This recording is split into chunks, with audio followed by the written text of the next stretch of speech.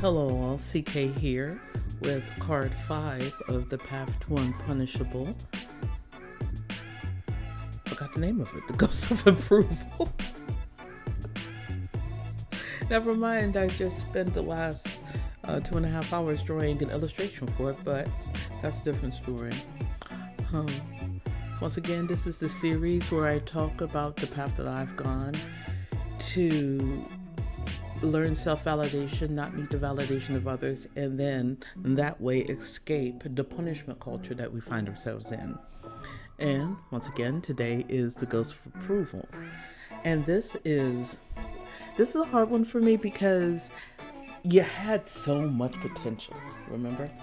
You were going to have that wonderful marriage, and you wrote their name in your notebook, Mr. and Mrs. or Mrs., whatever their name was, or you thought about how it would look. You were going to make that comic, you were going to record that album, you were going to finish that film, you were going to travel the world, and you were going to meet the right people, move in the right circles, say the right things, and finally be seen as somebody.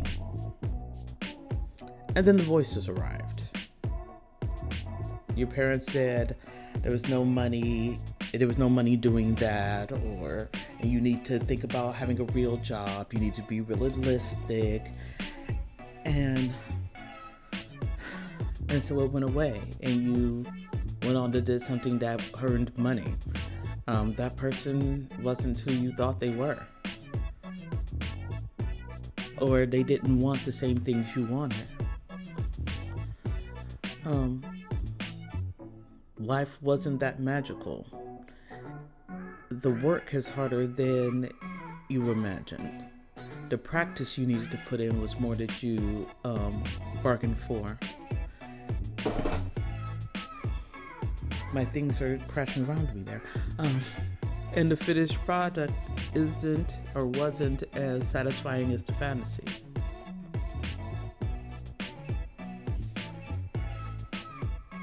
You had a lot of people.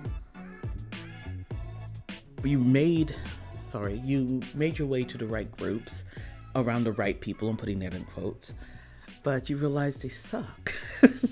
You realize that they spend all of their time nagging or being negative about every idea you had because your desire to go and get this thing removed the excuses they had and that they used for not trying. Because it's harder than they thought it would be. It was harder than they thought they would be, or they were talked out of it by somebody who was had their best interest in mind. I'm gonna put that in quotes too. And so they built a platform that relied on scarcity and gatekeeping, and that way they felt like somebody. Or maybe it's just simply you were taught that you couldn't enjoy your work and still have a successful life. You were told that success was sacrifice, success was pain, success was cruelty, greed is good, or whatever they taught that equivalent of that now. So you learned to chase approval instead of joy. And the ghost smiled and then shifted just outside your reach. And I think that's why this card matters. Because you have the ability and the permission to decide what success is. And it may not look like shiny new car, big house, great looking husband, bunch of kids who go to the right schools and make all the grades. Maybe it's just a clean house. Or maybe it's just kids who love and love you back, even in the chaos. Maybe it's the small niche project instead of six-figure author. It's a lot of things. But this card specifically, the Ghost of Approval, is the first card in the path to Unpunishable where we explicitly name the destination, and that is self-validation. I want to make sure that I'm clear about this. It means validating yourself and not needing outside influences to tell you're going on the right path. All right? This is not arrogance. We're not thinking we're better than other people. It is not superiority. It's not that. It's not pretending that you don't care. Most of y'all who know me know I have a soft heart, and I do care. But what it is that quiet, grounded ability to say, this is enough for me. This is enough for me. And it doesn't matter what people say about this being enough for me. It doesn't matter if they're pointing and laughing, saying why they spending that time on that little in quotes, your little book, or your little project, or your little album, or your little dream. It is the ability to hear that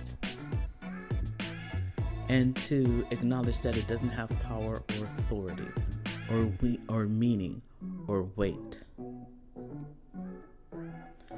Validating yourself means defining joy, success, and fulfillment without nagging someone else to get there. You can literally self-validate yourself and validate others. Matter of fact, they go hand in hand. It means being able to enjoy your life while genuinely encouraging others, even and especially when they're doing something you want to do, because that tells you that they're able to get it. It means acknowledging that they're able to do it right now, even if you can't, and figuring out why you can't or won't, or why that wasn't the move, or you may have to make adjustments without bitterness or shame. Because when you stop chasing approval, you gain clarity. You see what appeals to you without distortion, and you can see what effort is actually required. You can see what obstacles are internal and which ones were planted by others, that nagging I was talking about earlier. Very often, these obstacles come from the mouths of many and the images imposed by the mirror.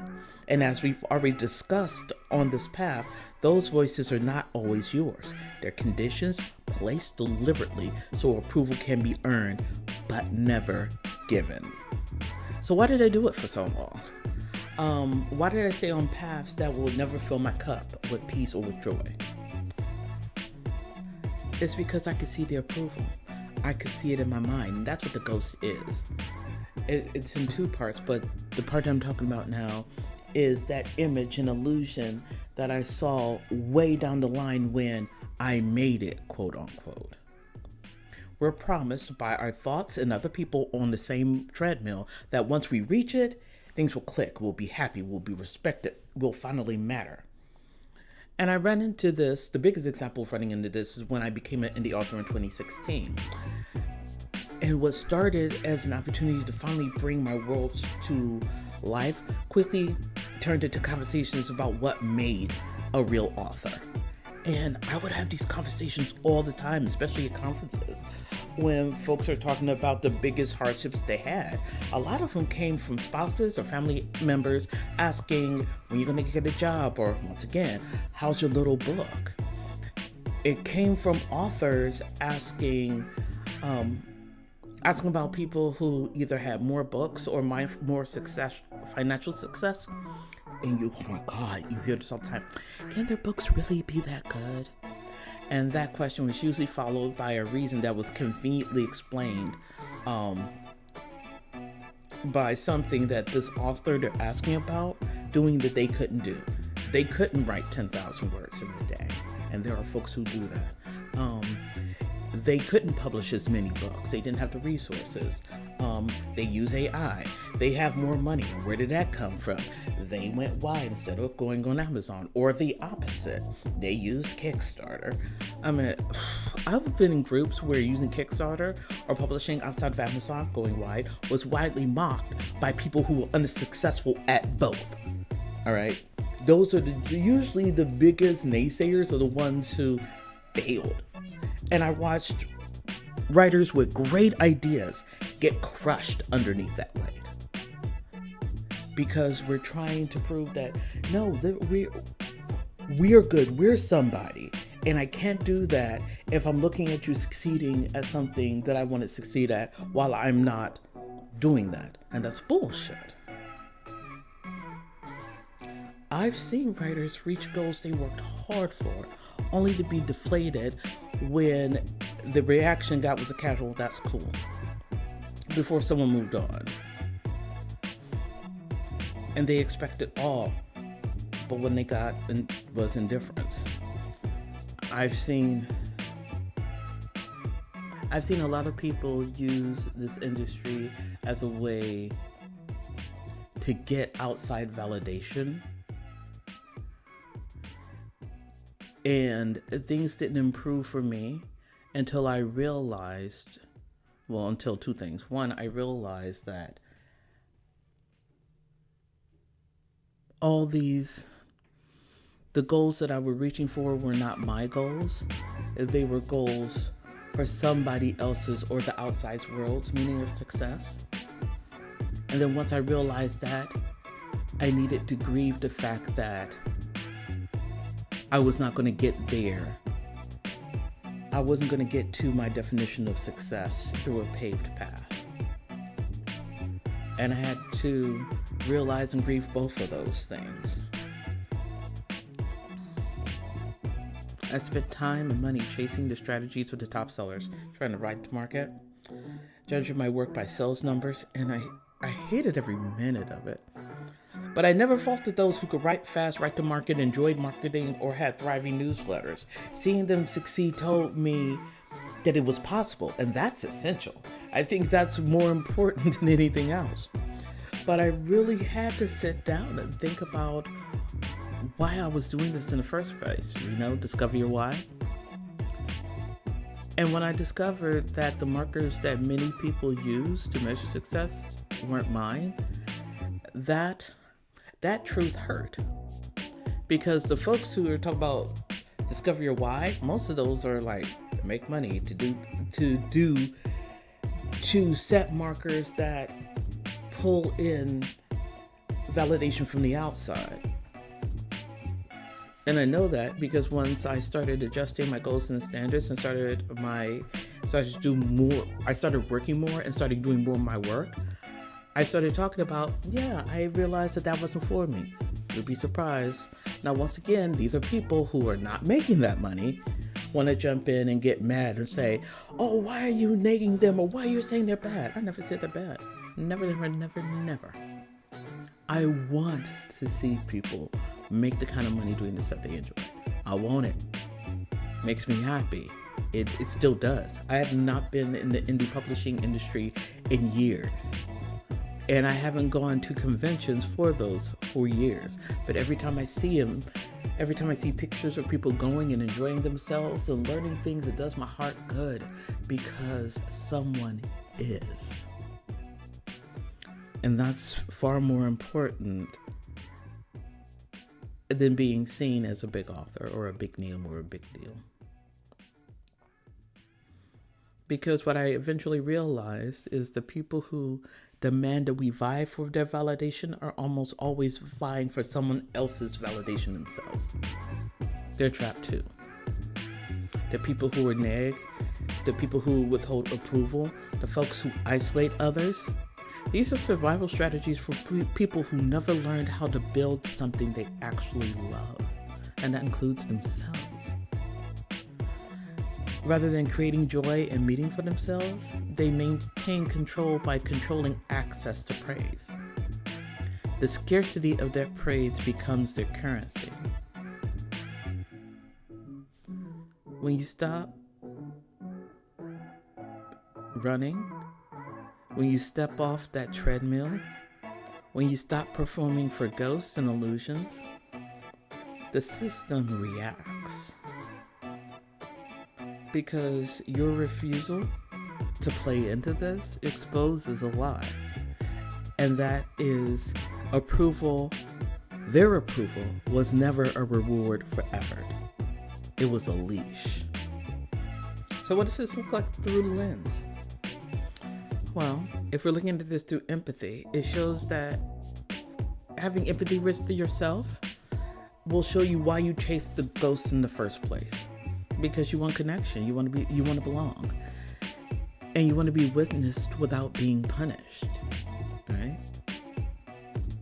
Or without You're hoping to get to a point where being witnessed doesn't require punishment when the hazing is over. Truth reveals that that ghost was never going to solidify. It was never coming. Some people cannot give you what you keep earning because giving it would collapse the story they tell themselves. It would collapse the reason why they're dealing with you in some cases. And they always want to deal with you as long as they can dangle a carrot in front of you. That's where they get their power from. Kindness offers closure. You're allowed to release what never showed up. You're allowed to grieve for whatever failed to show up. You're allowed to sit there and look at it and say, you're a ghost and I don't believe in you anymore. And you're not obligated to keep auditioning for an empty room or a role that doesn't exist. Anti-greed reminds us that investing in a void yields nothing. Time, energy, talent, love poured into the absence, poured into black holes, they don't compound. They don't provide a return on investment. They don't grow interest. They just get eaten. And joy tells you something radical and stabilizing. You don't need applause to be real. You don't. It's nice though. I'm not gonna lie and say it isn't nice because it's very, very nice. But you don't need it. Your life doesn't require witnesses to be valid. So, what does this card teach? The card asks you what fills your cup and why whatever you're filling your card up with isn't enough for you. Right? Probably because you're filling it up with somebody else's stuff. If you fill your cup only when somebody tells you you can, or somebody approves of you, or compliments you, or endorses you, or permits you that permission, it will always drain. It will always evaporate, right? Because the approval is volatile. It's conditional. It belongs to the person holding it, not to you, not to the person trying to earn it. Right? The ghost of approval teaches us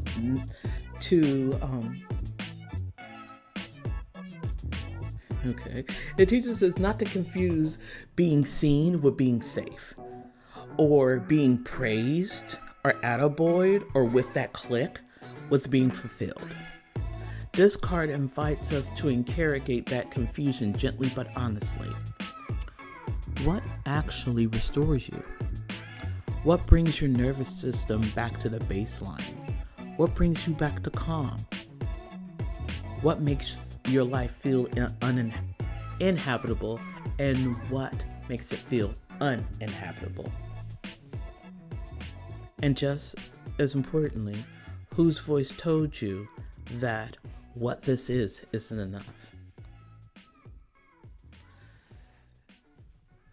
The path to Unpunishable is not just about finding what fills up your cup. It's about finding what soothes your nervous system. When your sense of worth is internally anchored, opposition loses its power. Other people's disappointment, disapproval, or attempts to redirect your life stop feeling like existential threats. You can hear opinions without being shaken by them. You can hear their nagging without being triggered or feeling that you have to move. And this is how you know you're becoming unpunishable. Not by winning approval, but by no longer needing it.